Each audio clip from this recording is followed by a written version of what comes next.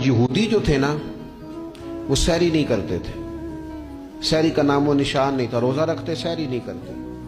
तो नबी पाक सल्लल्लाहु ताला अलैहि वसल्लम ने फरमाया हमारे और यहूदियों के दरमियान फर्क ही सहरी का है। और नबी पाक सल्लल्लाहु ताला अलैहि वसल्लम ने फरमाया सहरी खाया करो, सहरी खाने में बरकत है। और अगली बात सुननी है आपने तो खुश हो जाना है, सहरी को मामूली ना समझे, सहरी करना इबादत है।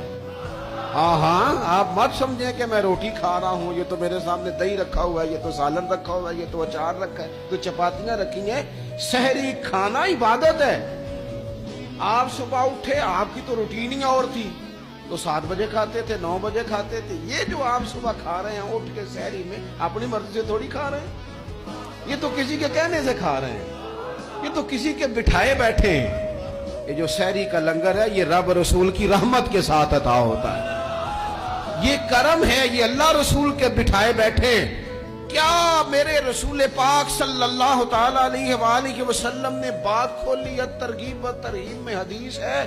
अल्लाह करे ये कभी चस्का लग जाए, ये वाला मजा आ जाए, तो फिर तो घर में दस्तरखान नहीं बिछा हुआ होगा, फिर तो रंग ही कोई और होगा। हुजूर फरमाते अल्लाह ताला और उसके फरिश्ते सहरी खाने वालों पर रहमतों का नुज़ूल फरमाते हैं। खाई रोटी जा रही है, पका हुआ खाना है, लेकिन हुजूर फरमाते हैं रब भी रहमतें फरमा रहा है और अल्लाह के हुक्म से फरिश्ते भी रहमतों का नुज़ूल कर रहे हैं।